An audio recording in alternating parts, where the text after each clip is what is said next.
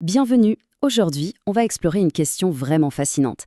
Et si l'intelligence artificielle nous offrait une toute nouvelle façon d'entreprendre en ligne, même en partant de zéro? C'est cette promesse qu'on va décortiquer ensemble. Alors, la grande question que beaucoup de monde se pose, est-ce que c'est vraiment possible de générer un revenu sur Internet sans avoir de compétences techniques de fou, sans budget de départ, et tout ça en pouvant travailler de n'importe où? Eh bien, la réponse, ce n'est plus un rêve, c'est précisément la promesse qui devient possible aujourd'hui grâce à l'intelligence artificielle. Ok, première étape, il faut bien comprendre la promesse de l'IA.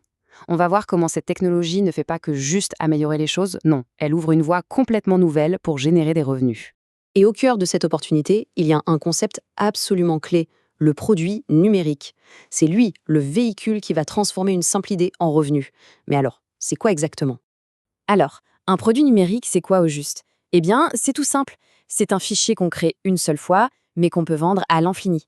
Pensez-y, pas de stock, pas de livraison, pas besoin de réimprimer. La vraie magie, elle est là, dans cette idée. Créer une fois, vendre pour toujours.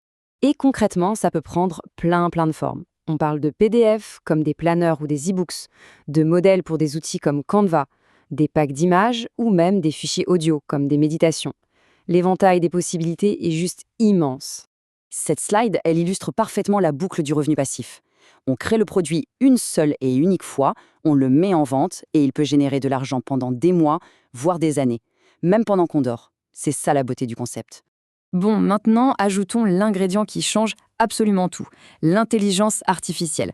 C'est ici que la véritable révolution créative commence.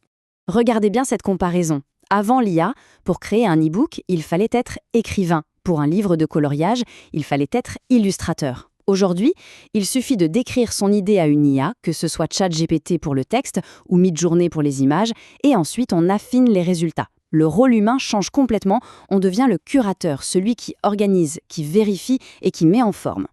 Ce qui est fascinant, c'est que l'IA devient en quelque sorte une équipe créative personnelle, disponible 24 heures sur 24, 7 jours sur 7 et sans salaire à payer. C'est un changement de paradigme complet.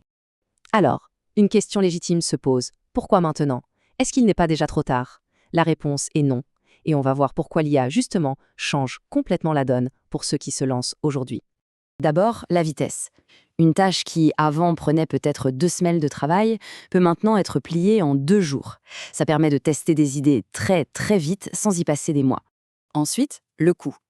La plupart des outils d'IA ont une version gratuite, donc il n'y a plus besoin d'investir des centaines d'euros pour commencer. La barrière financière à l'entrée, elle est quasiment inexistante. Le troisième point, c'est l'accès aux compétences. Plus besoin d'être un expert en graphisme, en rédaction ou en développement. L'IA vient compenser là où il manque de l'expertise. C'est un vrai game changer. Et enfin, la scalabilité. Imaginez pouvoir créer non pas un, mais 10 produits dans le même temps. C'est multiplier par 10 ses chances de trouver le bon public et de rencontrer le succès. Tout ça, ça nous amène à une conclusion importante, à une nouvelle règle du jeu pour l'entrepreneuriat en ligne. Les personnes qui vont réussir dans le business en ligne ne seront pas forcément les plus talentueuses. Ce seront celles qui utilisent les bons outils et qui les utilisent intelligemment. Le succès dépend beaucoup moins du talent inné que de la capacité à bien se servir de la technologie. Du coup, la question n'est plus de savoir si c'est possible, mais plutôt de se demander quelle est la toute première idée qu'on pourrait tester dès aujourd'hui.